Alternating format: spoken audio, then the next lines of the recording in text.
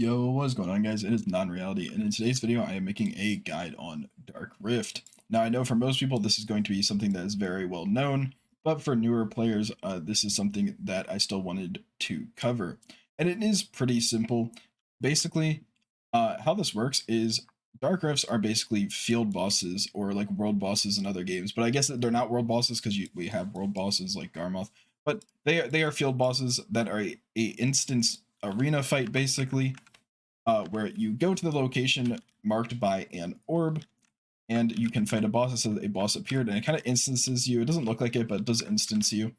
Then you just fight the boss to get the rewards. Now, the bosses are all super simple. There ain't any like real mechanics to the bosses. It's basically just dodge the red circles, dodge any abilities with PvE iframes, and kill the boss. Now, if you're a bit geared like I am, the bosses are super simple. They die really fast. But if you're a newer player, they are a bit more difficult because they do kind of scale to your gear, but then after a certain point, they stop scaling to your gear and they just become really easy. But at the beginning, they will be a little bit harder.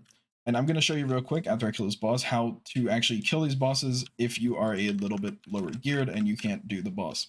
So basically, every week, 6 of these spawn throughout the week, and you have a max of 6, so you can't go above 6 unless there is an event. Like right now, there's an event. So if I had all of mine, I'd be at 7, but I'm at 5 because I've killed 2 already. But when these bosses spawn, they basically spawn with a difficulty marked by like this right here, 2, 3, and then 4. And as the week goes on, these difficulties actually get easier. So let's say this one starts at 4. In 3 days, or in like 2 days, it will be at 2 because every single 24 hours it does drop down a tier and it gets weaker. But although it does get weaker, your rewards don't get any less. You still get the same rewards at level 4 as you do at level 2. It does not matter when you actually do it. The only thing that matters is you don't want to sit at 6 the whole time. You want to make sure once you get to 6, you do your rifts.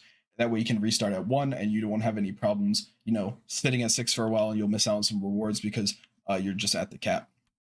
But that's basically it for actually how to defeat the boss. It's super simple. You just dodge the stuff and that's it. But let's actually talk about the rewards you get from the bosses.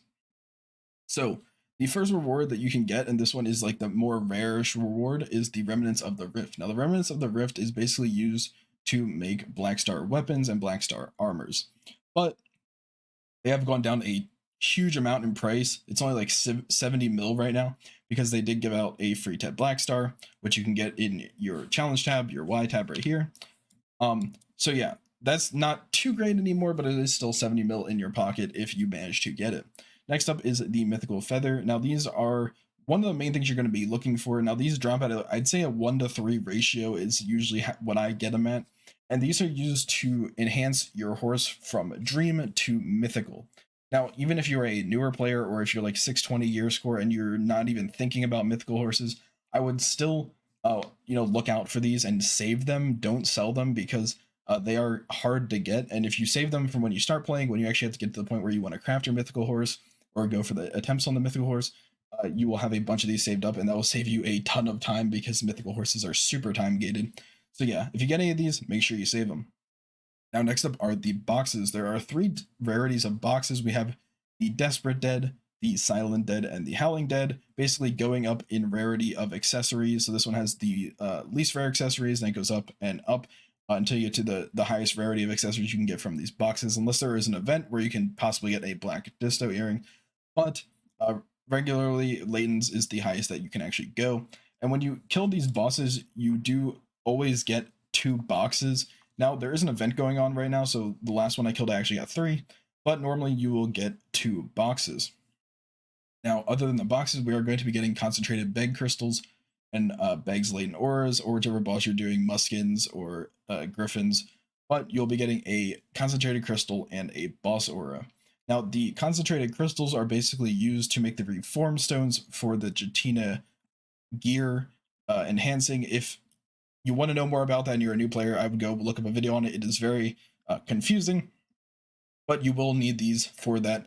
Just keep in mind, along with the boss auras. But if you aren't a newer player or you aren't doing the Jatina quest line, you can actually exchange these auras for memory fragments. And I actually didn't know this for a long time, so I had like 1,000 of these saved up and I turned them all into memory fragments. It was a really nice treat.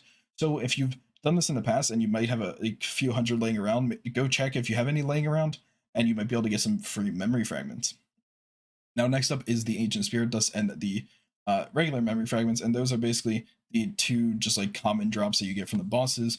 We look over here, I got 36 from the last boss, and then 2 memory fragments. Nothing too great at all, but it is still something.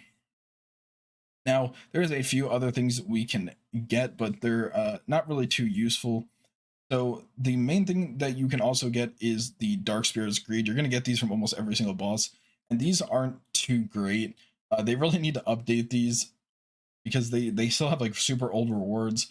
Like you can get a advice of Valks 50 for 100 of them, and you don't get too many. You only get like 2 or like 3 per boss. So you'd have to like do a ton of these to even get 100, and this is not even worth a advice of Valks 50. But you can see what you need from here, and you can actually turn those in for certain items like the item collection increase scrolls. Maybe that's pretty good, 10 for 1. Not great, but you know, if you need them, you need them. You can also trade them in for the auras if you're still a new player and you didn't do the Jadina.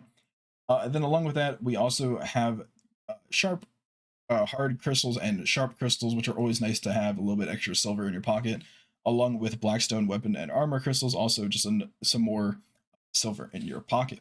Yeah, that's basically it for the Dark Rifts. It is a pretty simple system. You just go to the marked location around the map, and then you kill the boss and you get the rewards, and you just want to make sure you do them every single week.